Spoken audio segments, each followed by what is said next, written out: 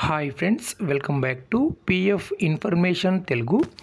ఈ వీడియోలో EPF member old company యొక్క అమౌంట్ని ప్రజెంట్ కంపెనీలోకి ట్రాన్స్ఫర్ చేస్తూ ఉన్నారు, కానీ క్లెయిమ్ అనేది రిజెక్ట్ అవుతూ ఉంటుంది. సో ఏ విధంగా ఇలా జరుగుతుందో తెలుసుకుందాం. వీడియోకి లైక్ చేయండి, కొత్తగా చూసేవారు సబ్స్క్రైబ్ చేయండి. అలానే చాలామంది అడుగుతున్నారు పిఎఫ్ ట్రాన్స్ఫర్ గురించి, లేదంటే పిఎఫ్ విత్డ్రాల్ గురించి. సో ఏ విధంగా కాంటాక్ట్ అవ్వాలి అనేసి, సో ప్రతి ఒక్క వీడియో కింద నా యొక్క వాట్సాప్ నెంబర్ ఉంటుంది. అక్కడ నుండి మీరు కాంటాక్ట్ అయ్యి పెయిడ్ సర్వీస్ అనేది తీసుకోవచ్చు, లేదా ఏదైనా క్వారీస్ ఉన్నా కూడా మీరు క్లియర్ చేసుకోవచ్చు. సో ఇప్పుడు మనం వీడియోకి వెళ్దాం. సో ఇక్కడ ఈపీఎఫ్ మెంబర్కి సంబంధించినటువంటి పాస్బుక్ని మనం ఇక్కడ లాగిన్ చేసి ఉన్నాము. సో లాగిన్ చేసినట్లయితే ఇలా మనకు ఓపెన్ అవుతుంది. ఇక్కడ టోటల్ పిఎఫ్ మరియు ఎంప్లాయర్ షేర్ ఎంత ఉందనేది మనకి ఇక్కడ చూపిస్తారు. సో ఇది టోటల్ పిఎఫ్ అమౌంట్ వీరిది. సో వీరు మొత్తంగా మనం ఏదైనా ఒక ఈపీఎఫ్ ఉద్యోగిది సర్వీస్ చూసినప్పుడు సో వీరు ఎన్ని కంపెనీస్లో డ్యూటీ చేశారనేది చూడాలన్నమాట. సో ఇక్కడ మనము మెంబర్ వైజ్ బ్యాలెన్స్ అని క్లిక్ చేసినట్లయితే వీరు ఏ కంపెనీలో డ్యూటీ చేశారు, ఏ సంస్థల్లో ఎంతెంత పిఎఫ్ అమౌంట్ ఉంది అనేది మనకు కనిపిస్తుంది. ఇక్కడ నేను మెంబర్ వైజ్ బ్యాలెన్స్ మీద క్లిక్ చేస్తాను. ఓకే ఫ్రెండ్స్, ఇప్పుడు ఈ విధంగా మనకు ఓపెన్ అవుతుంది. ఇక్కడ మీరు చూస్తున్నట్లయితే వీరు 4 కంపెనీలో డ్యూటీ చేశారు. సో 2 కంపెనీలకు సంబంధించి పిఎఫ్ అని ట్రాన్స్ఫర్ చేసుకున్నారు. ఇక్కడ 0 అని అయితే ఉంది, పిఎఫ్ అనేది ట్రాన్స్ఫర్ అయింది. కానీ ఇక్కడ ఈ 2 కంపెనీలకు సంబంధించి పిఎఫ్ ట్రాన్స్ఫర్ చేస్తున్నప్పుడు రిజెక్ట్ అవుతుందన్నమాట. సో దానికి సంబంధించినటువంటి రీజన్ని మనం ఎలా చూస్తాము, ఇక్కడ మనకు క్లెయిమ్స్ పైన క్లిక్ చేసినట్లయితే పిఎఫ్ క్లెయిమ్ ఎందుకు రిజెక్ట్ అయింది, దానికి గల కారణాన్ని ఇక్కడ మనము చూడవచ్చు. ఓకే ఫ్రెండ్స్, ఎప్పుడైతే పిఎఫ్ రిజెక్ట్ అవుతుందో ఈ విధంగా ఈపీఎఫ్ఓ వారు మీ యొక్క క్లెయిమ్ ఎందుకు రిజెక్ట్ అవుతుంది అనేసి మనకు కింద ఒక రీజన్ అయితే చూపిస్తూ ఉంటారు.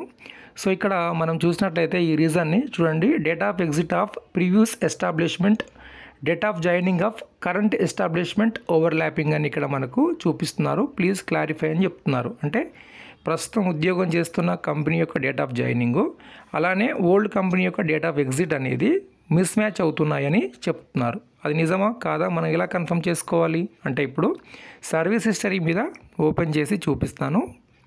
ఓకే ఫ్రెండ్స్, సర్వీస్ హిస్టరీ ఈ విధంగా ఓపెన్ అవుతుంది. ఇక్కడ మీరు ఓల్డ్ కంపెనీ యొక్క డేట్ ఆఫ్ జాయినింగ్ని మీరు చూస్తున్నట్లయితే ఇక్కడ మనకు కనిపిస్తుంది. ఒక్క నిమిషం. సో ఇక్కడ మనకు డేట్ ఆఫ్ ఎగ్జిట్ అనేది కనిపిస్తుంది.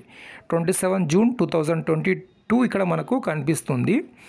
కానీ ప్రజెంట్ కంపెనీ యొక్క డేట్ ఆఫ్ జాయినింగ్ మీరు చూసారంటే 23 జూన్కి వీరు జాయిన్ అయ్యారు. అంటే ఇక్కడ ఏంటి, ఇక్కడ డ్యూటీలో ఉంటూనే ఒక 3 డేస్ ముందుగా ఇక్కడ జాయిన్ అవ్వడం జరిగింది. సో దాంతో సర్వీస్ ఓవర్ ల్యాప్ అనేది జరుగుతుందన్నమాట.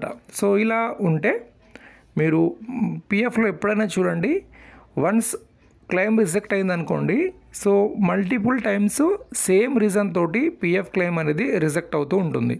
సో దానికి ఏంటంటే మన సొల్యూషను ఈ డేట్ ఆఫ్ జాయినింగ్ ఏదైతే ఉందో ప్రజెంట్ కంపెనీ, సో దీన్ని మనం ఏం చేయాలంటే 28 జూన్కి మార్చుకోవాలి. 23 నుండి 28 అంటే ఈ డేట్ తర్వాత ఇక్కడ మనకు డేట్ ఆఫ్ జాయినింగ్ అనేది రావాలి. ఇక్కడ వీరు 27కి ఎగ్జిట్ అయ్యారు కాబట్టి ప్రజెంట్ కంపెనీలో 28 అనేది మార్చుకోవాలి. అలా మార్చుకుంటేనే పిఎఫ్ ట్రాన్స్ఫర్ అవుతుంది.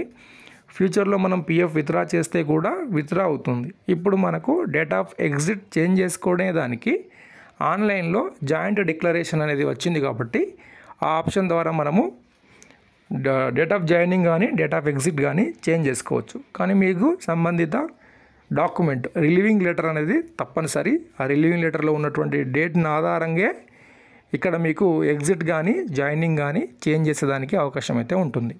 ఓకే, వీడియోకి లైక్ చేయండి, సబ్స్క్రైబ్ చేయండి. Thank you.